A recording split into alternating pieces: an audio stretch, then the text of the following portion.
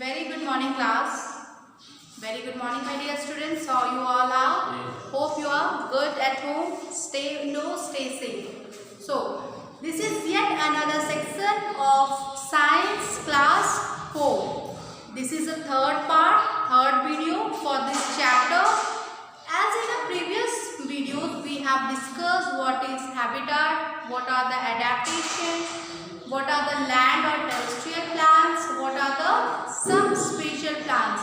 We discuss about the mushrooms, we discuss about the insectivorous plants, we discussed about the non-green plants. We all already have discussed these things in our previous video. So the third part and the last topic of our chapter plants habitat, second chapter, is aquatic plants. You may also call us water plants. You may also call water plants. The plants which grow in the water. The plants which are grow in water can be termed as the aquatic or water plants. There are three types of aquatic or water plants. They are floating, fixed or underground. These are very clear with their terms. The plants which float on the surface of the water, they are known as floating plants. The plants which are fixed, which will not float on the surface of the water, but they fix at their proper place, can be termed as fixed plant. And the plant which are grown inside the water surface or on the bottom of the water is termed as the underground water, that is also known as submerged water plants. They are also known as submerged water plants. So one by one we will discuss all three: floating, fixed and underground water. These are the aquatic plants. The plants which grow on the surface of the water and float, they are the floating plants. They are very small in size and they are very light and spongy weight. They are very lightweight and spongy, which help them to float on the surface. Floating plants are very light and very spongy in nature, so they can float on the surface of water. Their stems are reduced. They don't have much stems. Stem portion are being reduced. Roots are underdeveloped. The root of the floating plants are not well developed. They are very small roots are there because they don't require water and minerals from the soil. So roots are underdeveloped. Stems are also not properly seen. Wax coated leaves. Leaves are coated with wax. Leaves are coated with wax to avoid the loss of water from the upper and the inner part. Leaves are coated with water so that the water is not inside or get outside. Exchange of gases, to block that exchange of water from the leaves. If just suppose water plants are available only in water. If the leaves are available on the water, the leaves are open pores having in it, you know that is stomata, and if that are being placed on the water will get inside the leaf and come out, get inside and come out. These will harm the floating plants. So the leaves of the floating plants are coated with wax.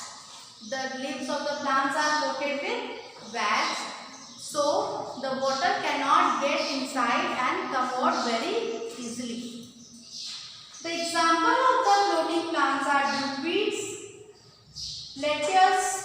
They are the plants which are very small in shape, very small in size. They are very lightweighted and they are spongy in nature. They can float from the one place to another. The wax coating leaves of the plants, their leaves are big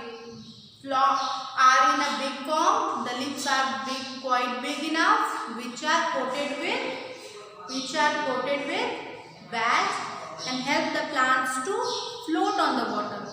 These wax coated leaves are helping the other small insects and birds, tiny birds and tiny insects from the hot sun. They are acting as a setting for the small birds or tiny insects. Hope the floating plants is clear with you. Now, second which we are going to discuss is the fixed aquatic plants. Very clear with the term fixed aquatic plants. The fixed aquatic plants are fixed with the roots. In the fixed aquatic plants, roots are well developed. They are having a very long root, muddy banks and shallow water. The aquatic plants which are fixed, they grow in a muddy banks and shallow water. You have seen water lily and lotus. Hopefully you all have seen. They are growing in an area where there are lots of muds are also available. On the side of the river bank, in the between also then banks, muds are available. So the fixed plants grow in an area of a muddy land. Hollow stem, broad leaves. Stems are hollow. Though they are having a very long stem, stems are very long to connect with the soil, but they are hollow inside. Inside there is nothing. They are hollow in shape. And broad leaves. Leaves of the plants are broad. The leaves of the lotus we have seen that are very broad in form. Lotus plants leaves are broad and stems are hollow. So these hollow stems and broad leaves help the lotus and water lily to float on the surface of the water. That's why you can see the lotus flower on the top of the water. Have you seen the flower of a lotus that is available on the top of the water? This is the water surface. You will find the lotus plant on the top of the water, and stem are very hollow and leaves are also very broad leaves which help the plants to remain on the top of the water surface. There is stomata on the upper surface. So next we are going to discuss is the stomata of the lotus plant are available on the upper surface of the leaf. You have seen, you have studied in your previous classes, your previous chapter, that stomata are the tiny holes which are present on the inner surface of the leaves. But this is the exceptional case here. Stomata of the lotus or fixed aquatic plants. Remember that stomata of fixed aquatic plants are on the upper part of the leaves. See, this is the leaf and this is the water surface.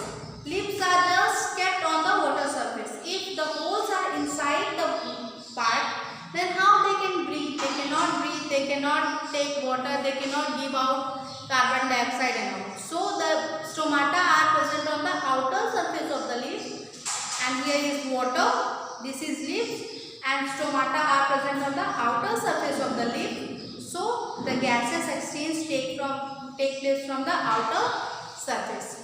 The leaf of the lotus plants are very big and very broad. Leaves of the lotus plants are very big and very broad.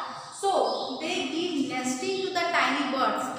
If you will find out somewhere, you will find out small insect or small birds come and sit on the nest, on the leaves of the lotus plant. So the leaves of the lotus plants give nesting to the birds and insects which are small in shape and size. Example, lotus and water lily. So hopefully it is clear with you. Fixed plants, stem are hollow, leaves are big, which help them to see the flower on the top of the water surface, provide nesting to the tiny plants and tiny animals and tiny birds and insects.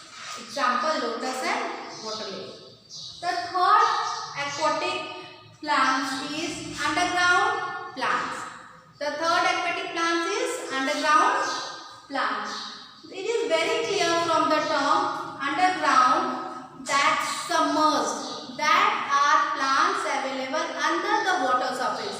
The plants that are available under the water surface is known as underground water.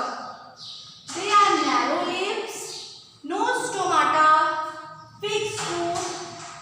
So, the underground plants that are available inside the water surface, they have very narrow roots. They have very narrow roots. Their leaves are very narrow. Their leaves are very narrow.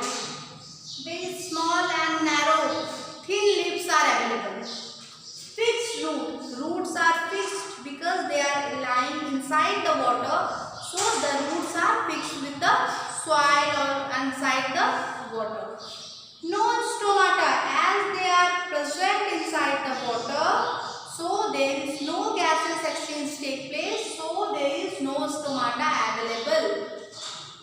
Delicate and flexible stem. The stem of the underground parts, underground plants are very delicate and very soft. Flexible as well. They can move here and there. As a flow of water, the plants and the stem moves with the flow of water, but they are fixed. They can move at its own places. Absorb CO2 from the water. These are known as the cleansing. These are known as the cleansing. Underground part are known as the cleanser. They act as a cleanser. If there is no stomata, then how the oxygen and carbon dioxide they absorb?